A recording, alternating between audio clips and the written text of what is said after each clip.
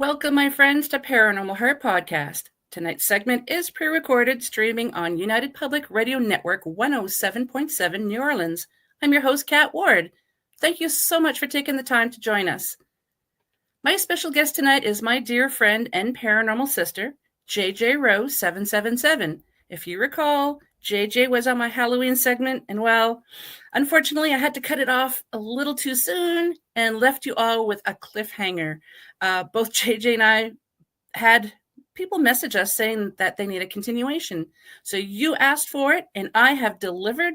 Here is part 2 of JJ's talk about witch trials. Hello, JJ. Hello, Kat. Welcome back. Thank you so much. I must apologize to your audience. I do not like cliffhangers, so I apologize sincerely for leaving you with that.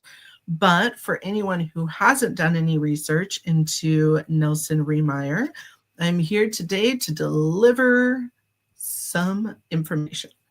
Awesome. And I have to apologize too, because it was my fault. I was new to the StreamYard thing, and I totally forgot to tell you that I only have an hour.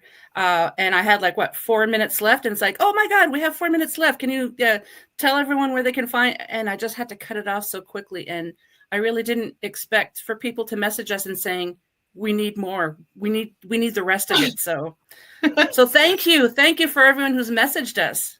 Yes, thank you so incredibly much for your interest. And, this case about Nelson Riemeyer is close to my heart for more than a few reasons. I mean, it did happen in 1928.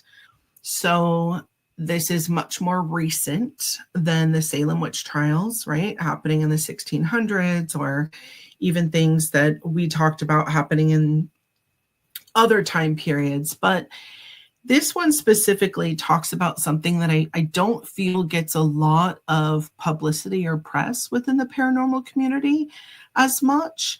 And in really delving in a little bit more, trying to figure out why that was, I feel like there's a couple reasons with powwow magic. First, because the Pennsylvania Dutch, for the most part, were a pretty secluded and what some of us would call a closed community, meaning outsiders didn't really come in. They didn't really share stuff with outsiders.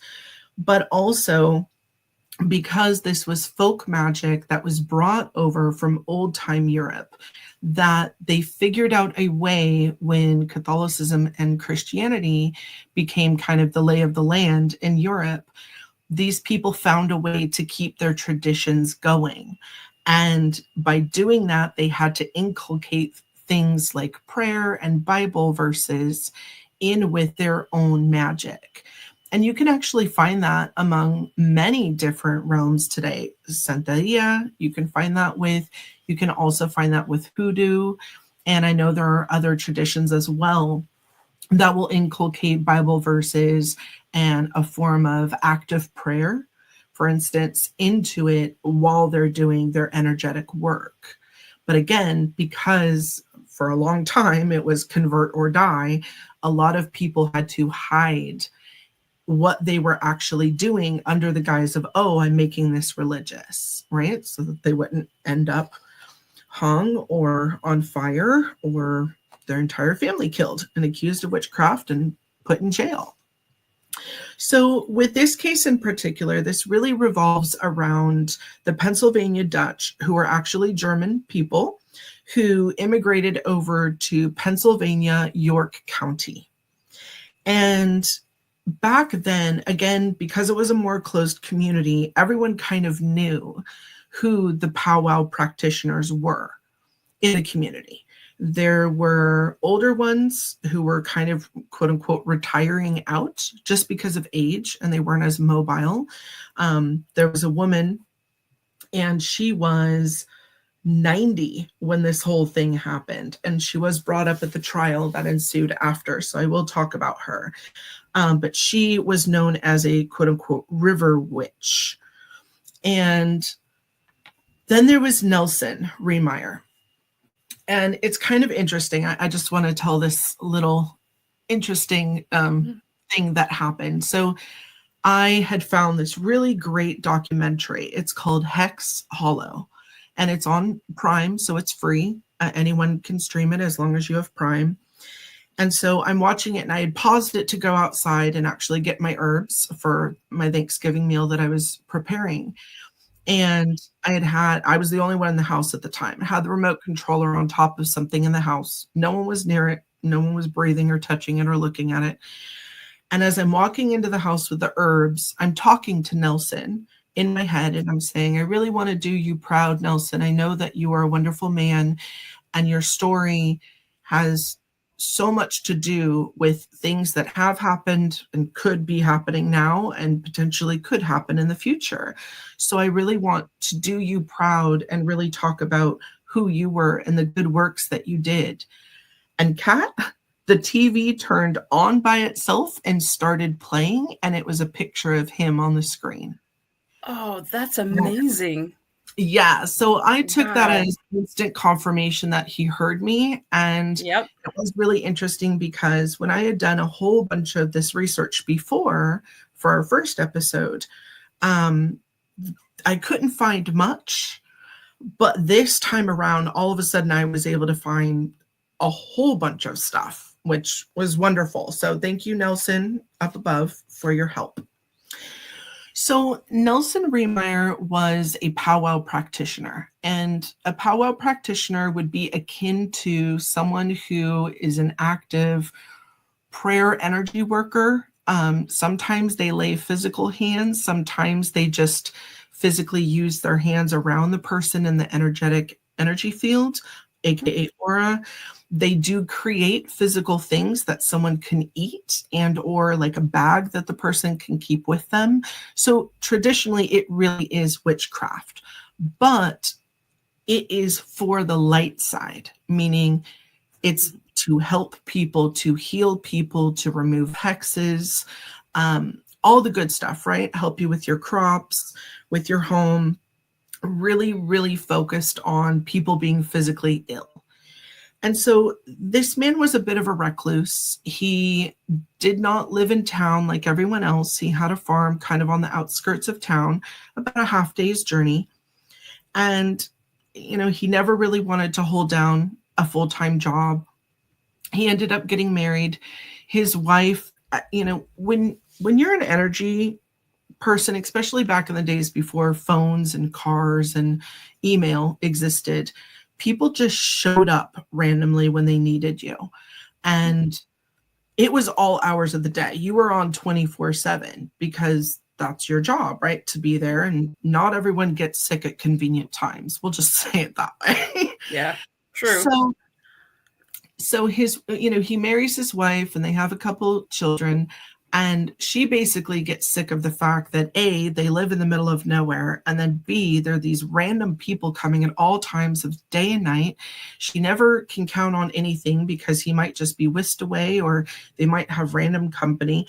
And also, she was very much into conservative religious beliefs. So this energetic healing for her dabbled too much on the side of potential witchcraft and also just the whispers in town, right? Because back then, even if the person was someone that the majority of people went to for help, there's still that austere of mystery, right? And whispers about, is this person really a witch, etc. Mm-hmm. And because he was a little eccentric, people are going to talk more so.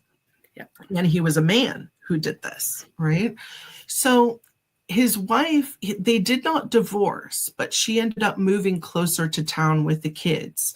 And then every week he would actually come and bring his laundry, which she would do, and then give it back. So they still were quote unquote married, but they didn't live together. And to be honest, back in the days when divorce wasn't really a thing as much, they just kind of made do.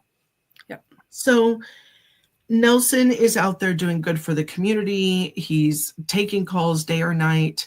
He would help people with all manner of things that they needed help with. But this is the 1928, right? We're a year before the Great Depression starts. We're a year and a half before the 1930s with the Dust Bowl era, when things are about to get real gnarly weather-wise.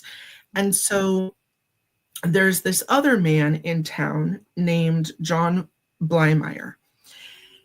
John was not mentally stable, is the best way to put it. Okay. But back then, mental health was not really talked about. Yep. And so he was known as a child to have nervous breakdowns. He was known to have irrational anger fits. He would lose jobs consistently as a result of it. And he really couldn't hold down a regular job very well. He ended up befriending a 14-year-old kid who was forced to work because the parents didn't have enough money. And he was just kind of an odd guy because of his mental illness. Mm-hmm. Well, John decides to throw his hat in the ring at powwow magic, but people weren't actively seeking him out because, again, he was so extreme. He would probably be what people would call today as like bipolar or manic depressive, but very severe with his mood swings. And as a result of that, there wasn't a lot of respect and or people just really wanting to go see him. But that was the only way he could really make money because, again, he couldn't hold down a normal job. Well, people aren't flocking to him the way that he thinks they would be, and he's not making all this money. And so he starts getting it in his head that someone has hexed him. And so he starts going around town and asking people, hey, is there anyone that you know who doesn't like me that would put a hex on me? And for the most part, people are thinking no. But he ends up on these one people's farm, and their crops aren't doing well. Their livestock aren't thriving, but all of their neighbors are. And so these people get it in their head that, well, I don't know if someone hexed you, but we have some weird stuff going on with us. So maybe someone hexed us too. Mm-hmm. So then you have the blind leading the blind with the whole, let's, think that everyone's hexing us. It couldn't be a natural phenomenon. It couldn't be our personalities doing this. It has to be somebody else, right? So they end up going around and asking more people about what it is that they think is on. And then they end up going to a much older woman who is known as the River Witch, and they end up asking her for a reading. Her name was Emma Knopp, or she was also known as Nellie Knoll. And she was very, like I said, this woman was 91 when this happened. So she was very well known within the community as being a practitioner of this and being very, very good at what she did, especially on figuring out who hexed or cursed someone. So she has Blymeyer come in and takes a dollar bill, puts it in his palm, blows smoke over it, and says, when I remove the bill, you will see the face of the person who has hexed you. Well, she pulls the bill away, and there Blymeyer sees Nelson's face. So he is now convinced that Nelson has hexed him. And this was just, cherry on the giant ice cream sundae that he's created in his mind about no one's coming to me. I'm not able to make money. This other family has been hexed by these people. And so again, he starts getting in this other gentleman's head about, no, Nelson hexed me. He hexed you. And the family that was having some of the issues, part of their land ended up butting with a river in between against a portion of Nelson's land. So to them, they could logically make these leaps and jumps that he had hexed them and not any of the neighbors. Later on, by the way, they ended up finding out it was because the water that was coming in and there was a blight on their crops that was not going towards the neighbors, but ended up affecting the neighbors a year and a half later. So there were scientific reasons why it was happening to only them first, but then it started to affect other people after. But when you're in the moment, right, the easiest thing is to go ahead and to blame the witch. Yep. And of course, you have this very eccentric, odd man who lives on his own in the forest. So Blymeyer enlists Hess and then this 14-year-old kid with the last name of Curry. And he says, we need to go to Nelson's house and we need to get a lock of his hair and we need to get his spell book, which some would call a grimoire, some would call spell book, whatever it is. It's basically a book of spells designed by the actual practitioner. And if he gets those two things and burns them and buries them, the hex upon him will go away. So he takes these two guys with him and they go to the house, and Nelson invites them in. He gives them food. He's very kind, right, to them. And this is during the day. And so they're sitting there and they're thinking, well, what are we going to do with this man? And how are we going to get his hair in his book? And they end up leaving, right? Because the two other guys kind of chicken out and say, it's best for us to leave. We want to get home in a decent time. Well, as they're slowly walking away, Blymeyer starts telling them and increasing the fabrications more and more about why they need to go in and tie him up, take a lock of his hair, and grab his book. Oh, no. Yeah. So it's now dark, it's dusk, and they go back to Nelson's home. And Nelson, once again, what do you boys need? Do you want a bed down here for the night? It's probably too long, too dark, too cold to go home. So just come on in, stay here. Again, this is a really wonderful man who's opened up his home to these people. And they come in and they tell him they forgot something. And Nelson's like, well, okay, look for it then. And so the two younger books start looking for this book and they're not able to find it. Well, then Blymeyer basically loses it and ends up hitting Nelson, tying him to a chair, and takes a lock of his hair and is screaming that he needs his book of spells. And Nelson at this point is fighting for his life, is saying, I don't know, I did not hex you. I don't know what you're talking about. Like, please just take whatever you want and go. Mm-hmm. And then one of the men, we don't know which one, I know which one got blamed, but not which one actually did it, because there's a lot of controversy about that, ends up taking a board and hits Nelson in the head. Oh. And at this point, because they're all not well and they're all in the heat of the moment, they think that he's dead. In reality, I think they caught his temple and he passed out. So at this point, they end up going through everything in the house. They're not able to find this mysterious book. And they think, okay, well, we've killed him, so we now need to set the house on fire to cover up the murder. And then it's just escalating. Yes, it went real quick, real far. Yeah. So they end up setting the house on fire. But again, these aren't the brightest crayons in the crayon box. So when they do it, they don't basically put whatever accelerant all over. They think it's a wood house, it'll just burn on its own. They only put a little bit near Nelson's body. Well, at this point, they leave. And Nelson wakes up because he was alive. He was just knocked out. And as he wakes up and is trying to squelch the flames and get out of the restraints in this chair that he's tied to, he ends up flipping over and his body basically snuffed out the flames. So he ends up dying of smoke inhalation, right? He does end up passing away. But his body basically snuffs out the flames. Well, Nelson doesn't live with anyone. And the fire at this point wasn't big enough for anyone to see. They probably just thought he had, a chimney going. And so no one checks on him for a few days. Well, at this point, the boys have already gone back to their respective homes and they're kind of freaking out, but no one says anything. And after a couple days, someone is trying to figure out where Nelson is. For whatever reason, he's not answering the door for his normal appointments. And someone ends up sending out the police. And they open up the house and find Nelson dead. And it's been a few days. And they find this small fire damage. And they figure out this is not a natural death, obviously. And it was quite fortuitous, though, how Nelson passed. Because if it had been a home fire, no one would have known about the crime.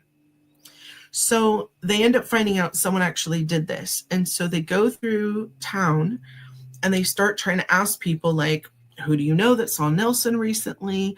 Well, before the boys went to Nelson's home, they asked his wife on the way, do you know where Nelson is? And she says, I'm sure he's at home. And then they went. So when they got to the wife to let her know, unfortunately, your husband's passed away, but it wasn't natural. Do you know anyone who's, went to go see him? She tells him these three men came by. And that's basically what opened the case. So when they go to Blymeyer, he admits freely, yeah, I went there. I went there with these two other guys. I killed him because he put a hex on me. And the police arrest him, and he's incredulous as to why they would arrest him, because in his mind, he's thinking, I did the right thing. This man hexed me, and now you're arresting me? It makes no sense. I was self-defense. And then they arrest the other two, the other man, as well as the kid, unfortunately. Again, he's 14. Not really in charge of his own decision-making faculties. No. And, and the kid immediately just starts crying and tells everything that happened. And thank God, right? Because this kid at least is doing the honorable thing, as well as saying, like, listen, I was asked to go. He asked me to go. He said this whole thing. I didn't understand we were going to kill him. Like, I feel awful about the whole situation. And this whole case ensues. And when it gets to the point that they're actually going to be charged for murder, the judge does not want any talk of witchcraft being brought into this at all, because he knows this is going to make it a media circus. Oh, and yeah. So, yeah. And so they deliberately try to quash and quell any talk about witchcraft in the defense. So the main one, Blymeyer, is going with the insanity defense. And then the other two are going with the, well, he asked us to go and things spiraled out of hand, right? Mm-hmm. Well, 3/4 of the way into the trial, in order for his defense to work, someone brings up, well, yes, it's because I thought he hexed me. And that explodes into a giant media firestorm. You have people coming from all the way from the West Coast to cover this tiny little town and this court case now. And it's splashed on the headlines, witchcraft inspired murder. And it becomes this awful media circus. And basically they all get life, all three of them. There's some other stuff that ends up happening where it ends up coming out that the public defender was actually a friend of the judge, and they did it that way in order to make sure that witchcraft wouldn't be coming out in the trial, even though it ends up coming out. And that ends up years later earning them a new trial for Blymeyer, who then the other two both get 10 years. Blymeyer gets, I think he served about 12 years total for this. And all of them, the young boy in court, basically a mockery is made. And they try to say that his mother sent him because she was poor and wanted money to go commit this crime. And they lambast the mother in court openly, saying you sent your son to go be a murderer because you believe in something as silly and superstitious as magic. Mm-hmm. And, the poor mom, she's already a single mom of a 14-year-old boy. He's not able to go to school because they don't have enough money in order to feed each other. So he's working, there was so many ugly things that happened in this. But that being said, they end up pretty much getting out after 10 to 12 years. And they're all released back into society. But, their families all live in this small town. Everyone knows what happened. And it becomes an absolute blight on their families. And one of the boys ends up dying when he's only 48 years old of a heart attack. He basically became a farmer, just kind of lived a quiet life. One of the other ones ended up doing paintings and trying to make some good of his life. Blymeyer, though, he did feel bad later, but by then they had figured out mentally something was going on with him and they were giving him medication. And that's when he finally realized, oh, I wasn't hexed. It was partially some of my own actions that caused all these things for me to accuse this kind man and end up killing him, right, of hexing me. And this might seem like just an interesting story to some of you. I highly recommend, if you're interested in a documentary, Hex Hollow. Again, it's on Prime. You can watch it. It goes into the family members. It talks a lot about powwow magic. There are books written on this. You can actually get the court transcriptions as well. Oh, really? Both trials, yes. The first one where it starts to derail, and then the second one, it also talks about the court system as well, of how they try to hide certain things and not allow proper defenses. And there's a lot to this. But I think a lot of the reason, Kat, that I wanted to bring not only this up, but also the Salem Witch Trials and some of the other ones in Scotland and in Canada that I brought up in our last episode, is simply for the fact for people to understand that this stuff is still happening. And yes, this case was in 1928, but if I were to read you the more recent cases in which people say it's okay that I murdered someone because I believe that they were a witch or witchcraft was involved, it would get into too gruesome, A, for your show, but B, I would just start crying. And the other thing is that this is not just happening in America and in Canada. This is happening all over the world still. There are places where if you are suspected of being a witch, you are killed, and it's publicly condoned to do so. And this is not, oh, these are super religious places. Yes, most of them are ruled by very religious places, or they're a bit rural, and so they kind of live by their own rules. But this stuff still happens. It's 2024. And with some of the religious movements lately of them not understanding their own book, I mean, in the Bible alone, it talks about magic numerous times, which is a point as to why I believed that in the Old Testament, magic was outlawed, because everyone was doing it. And they needed to subdue and suppress the people. So therefore, don't do this, right? Things are getting too out of hand. But someone like Nelson today is someone that we would find on Main Street doing readings or doing Reiki sessions or doing energy attunement of any kind. Nelson today, if he had gone to school, could have been a chiropractor. He could have been a homeopathic doctor. And this is why I bring this up so emphatically, is because I want people to understand that it's very easy for you to say, oh, that wouldn't happen today. You sure about that? Because I have people who have told me things that they've been accused of. And it's the tiniest little thing. I mean, to sit there and think that you're going to, whether it's hex or reverse hex someone else because you think they've done something to you, this is why a lot of the older types of magic require you to really look in the mirror first before you wantonly just blow energy back at people. Because a lot of the times it's something that you yourself are doing to attract that. Just last night, my husband and I were watching YouTube, and there was this ad that popped up, and it was talking about don't do witchcraft, don't hang dream catchers, which I have a bunch, don't do Reiki, don't do all this healing because it's evil. And I was just like, what? It's still out there.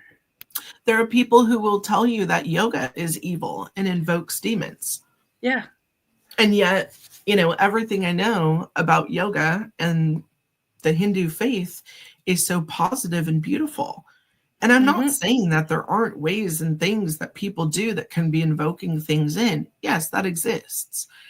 But there is a certain level of understanding in order to have something like that happen.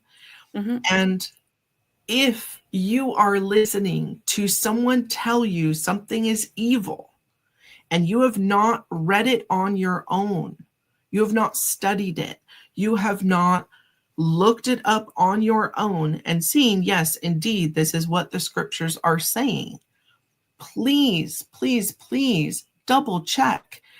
I cannot tell you the amount of times that I have heard a sermon or heard someone tell me what's evil, what's not evil, what's allowed, what's not within Christian faith or even some other major religion's faith. And I'm like, what are you talking about? And then I can almost quote chapter and verse as to where it says the exact opposite of that. And then they say, well, my pastor told me so. Okay, but have you looked into your pastor? Because I can tell you there are a lot of people out there saying that they are Christians and they are pastors of some pretty big congregations. Mm-hmm. And you can see it in their eyes that they're not working for the light. Yes. Yes. I just saw this gentleman the other day. I had to take a family member to emergency a couple of weeks ago, and there was the waiting room was just full as usual. And this gentleman came in, and they were all part of. They weren't Christian. I don't know. Well, they weren't Catholic. I think they called him. I can't remember what they called him, but anyways, the energy coming off of him, it was just like, he is not kind. He is like, no. And you could just see it in his eyes. And he's telling everybody, okay, let's have a prayer so you guys can heal. But I could just feel in those words that this is not right. It just, the words, the prayers were right, but the intention behind it just did not feel right. And I mentioned it to my husband later on. I'm like, yeah, I really didn't have a good vibe from that minister. And I'm not saying that all ministers are like that. This particular individual was, because I've met a lot of them, and they're very, very kind and had good energy and everything. But this guy, no. No, and so I'm not sure if you guys have it as much where you live as we do down here, but years ago I was going to a concert. It was like Madonna, right? It wasn't even anything that dramatic. Yeah. And there's these people standing out front of the place where the concert's going to be held. I forgot that word all of a sudden. That's great. Well, it's not a theater. It's a whatever. And so they're standing out front. And they have bull horns, and they're literally standing on a milk crate with these signs that say things that I will absolutely not repeat. Putting in words what God loves and what God hates. And then they are absolutely speaking through these mega horns, the most vile, putrid things that I have heard under the guise of they're right with God and everyone else is going to HE double hockey sticks. Mm-hmm. And I'm standing there and I'm in shock, right? Because I've never seen this before. I mean, I've heard that this stuff happens, but I didn't think where I live it was happening. And so, of course, me being me, I try to go up to talk to one of these people. And oh no. I was told to stop by my friends, and I was like, no. So I went up, and so literally they're just talking nonsense. And so I start bringing up a couple things that Jesus had said directly from scripture in the Bible. And then they proceeded to call me a heathen, and then they turned their backs on me and just kept going. Ooh. And so I didn't really know much about this group of people, but apparently they're gross, and they send people deliberately all over to do this stuff, and they're brainwashed. So if you go up to them and you disagree with them, or you try to bring up parts of the Bible that don't agree with what they're doing, they will physically turn their backs on you and ignore you, because they're just there to spout their ridiculousness.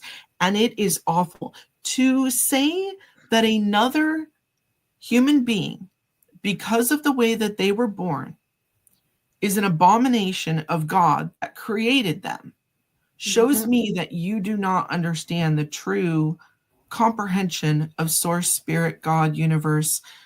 Yep. it doesn't make any sense to me. And to espouse hate and rhetoric such as they were, merely because people are just going to attend a concert or people are existing. And then now, 20 years later, we have people singing Madonna's Like a Prayer in church, which, don't get me wrong, great song, love it. Oh, But they don't understand the backlash when that song came out, of all the controversy about that. And yeah. it's hilarious to me that people just don't even bother to look up history or like why these things have existed for so long. I was talking to someone about something having to do with politics the other day, and they were like, yeah, well, we love this country.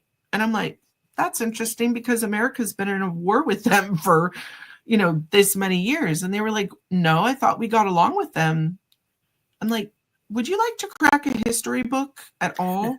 And then, Yeah. but that's not all like the public education system. It also comes down to, because I'm a little older and I lived through a lot of this stuff, and or my parents did, my grandparents did, and it was talked about openly within my household. Mm-hmm. And we were a household where it didn't matter if you were 6 months old or 12, you're listening when the adults talked, because Yep.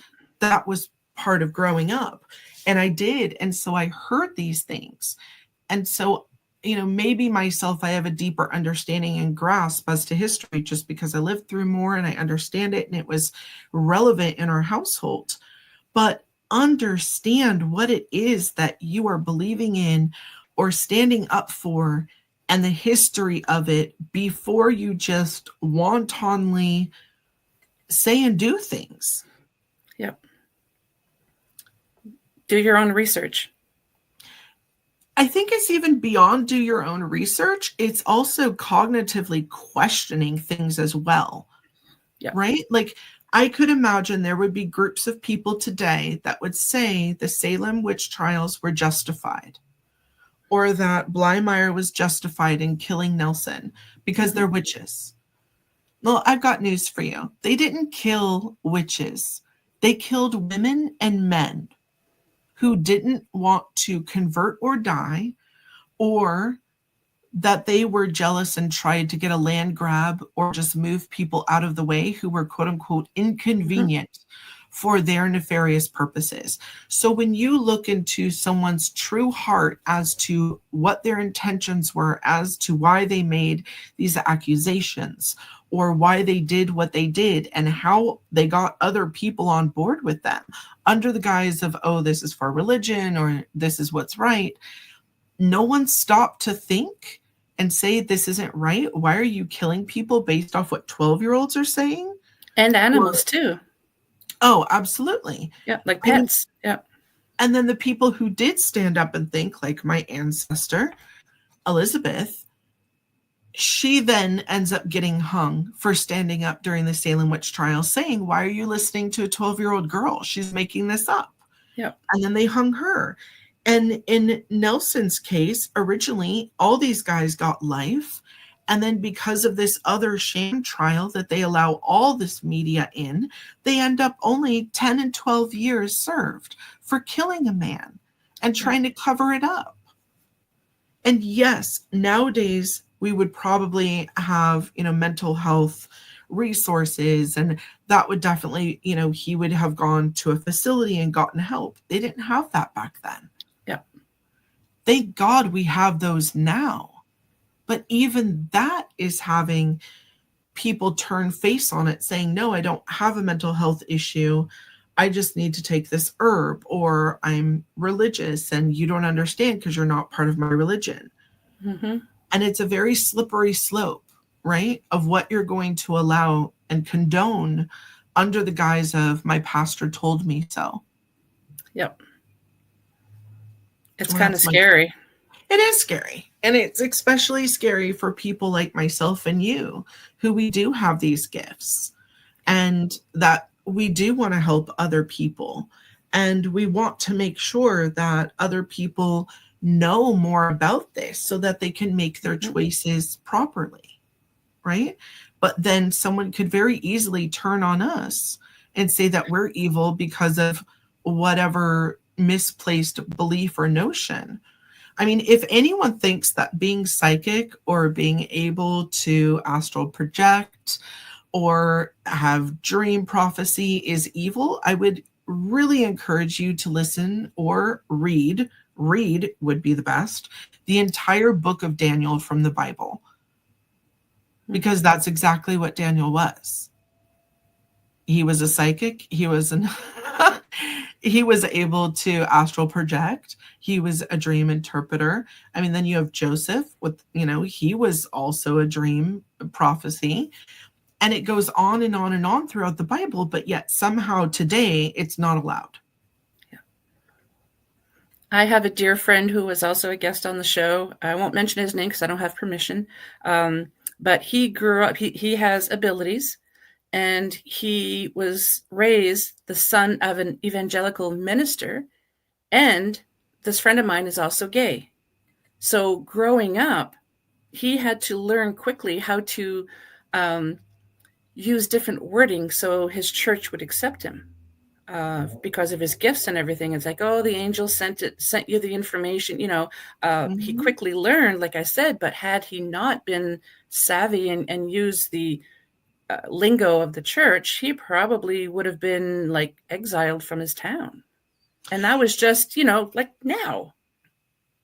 And that is so disheartening to me as well, is that someone has to hide the majority of who they really are and what they're seeing, hearing, understanding, just to appease and get acceptance from other people. That makes me very, very sad. But unfortunately, and he's a sweet man too. Like he's amazing. He's so nice. Well, of course. I mean, I know a lot of people like that who have been ousted from their family, community, due to having a spiritual awakening. And all of a sudden you start realizing you're bucking the system because the system isn't truthful. The system is not working, right? So therefore something has to change. And usually it's within you. You have to change in order to see that does not work for me anymore.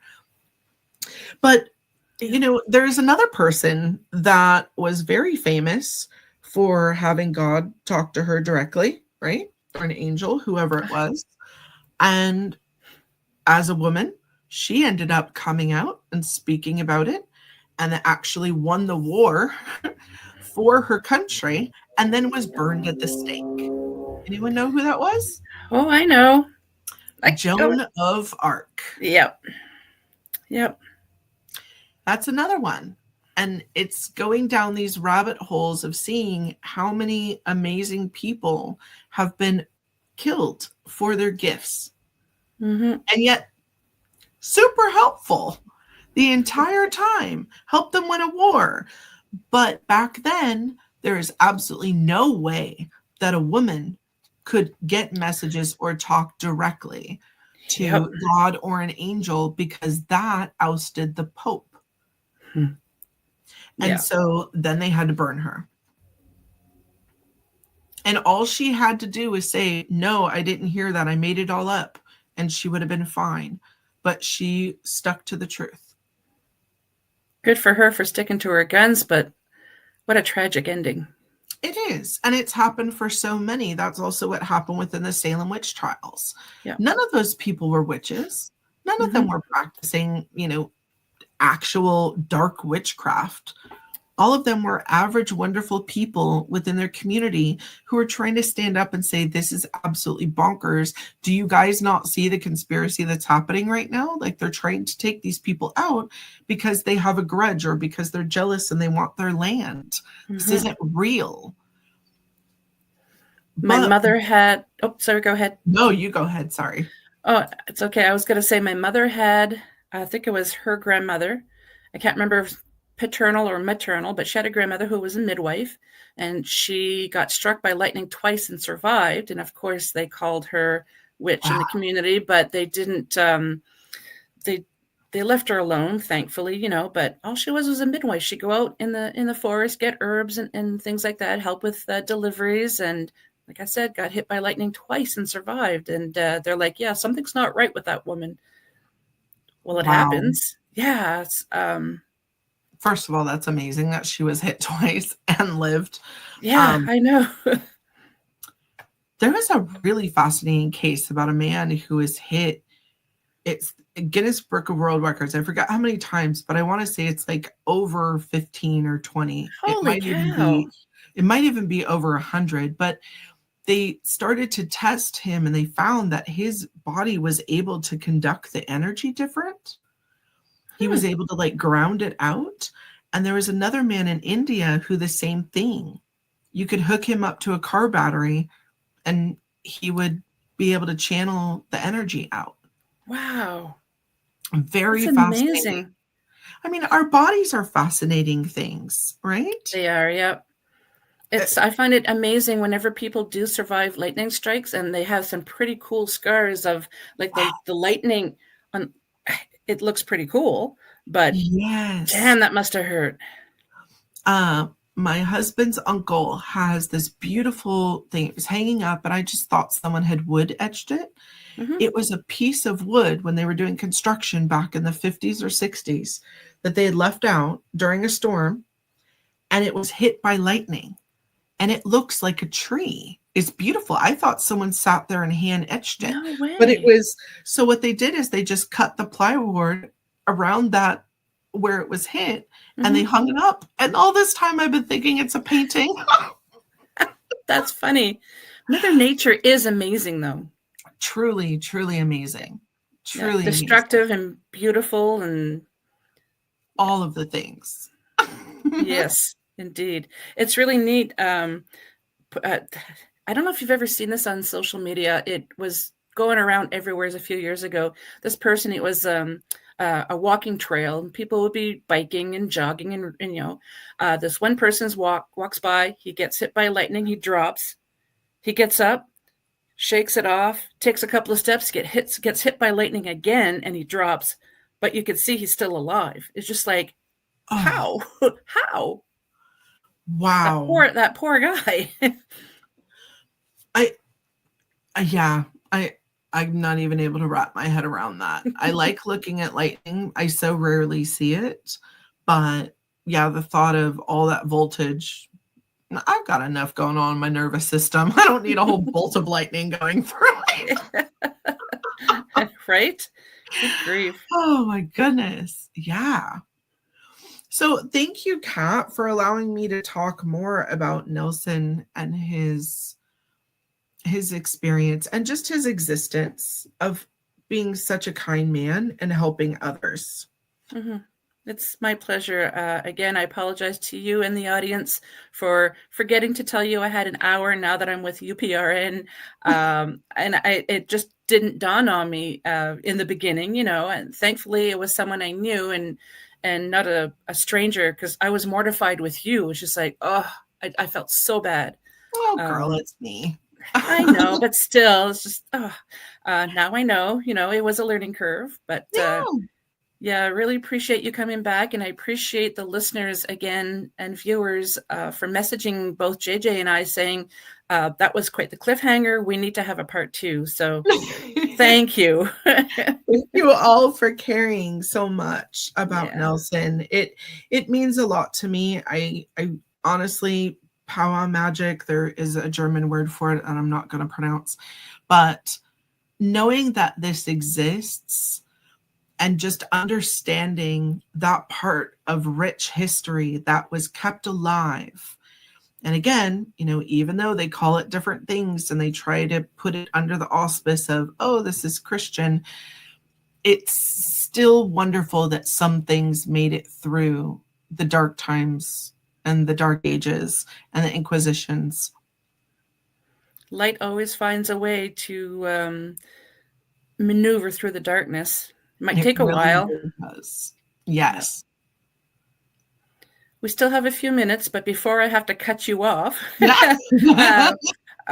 where can the listeners find you? I am JJRose777 across the board. That's my YouTube channel. I have the regular videos. I have playlists set up for anyone who is curious. about different aspects. I have one for paranormal investigators, one for spiritual awakenings, and one for a little bit more advanced, and a couple others in there that I have my instructionals as to like how to actually do this. Everything on there is free. I'm not monetized. So if you get commercials, I apologize. Instagram, Facebook, and TikTok. I don't do a whole heck of a lot on TikTok, but I do have a couple videos on there. Just little small tutorials on things that I feel like when I have more time, I'll be doing a couple more of those. But just little tips of little things that you can do that are really, really simple so that you don't have to go pay someone hundreds of dollars to do it on your behalf, and also so that you can learn how to do it on your own. You do have a great YouTube channel. It's been helpful. You have so much information for people. I absolutely love it. Thank you. I try to only put videos out that have information with substance. So I am not putting things out on a daily basis, on a weekly basis. It's very, when spirit strikes me and says, okay, you need to talk about this, that's when I put things out. I'm never going to ask people to like and subscribe. If this information hits you and you want to learn more, you have a resource, but it's not a popularity contest. If you want to communicate with me, if you have questions, I'm here. I'm happy to help where I can, or at least I can refer you to something, right, that will help you better on your way. If I'm not for you, I'm okay with that. I really just look at this work as this is something that I want to do in order to give back to the world, because I don't have kids of my own. All these years and lineage ends pretty much with me. And so I'd rather give it out to the world in a way that whether I'm active or not, it's there. And at least people have a trusty resource. I'm not trying to sell anything, right? Like I'm not writing a book. I better not be, because I haven't started. So you never know. Maybe. But no, I want somebody out there to have absolute information with no,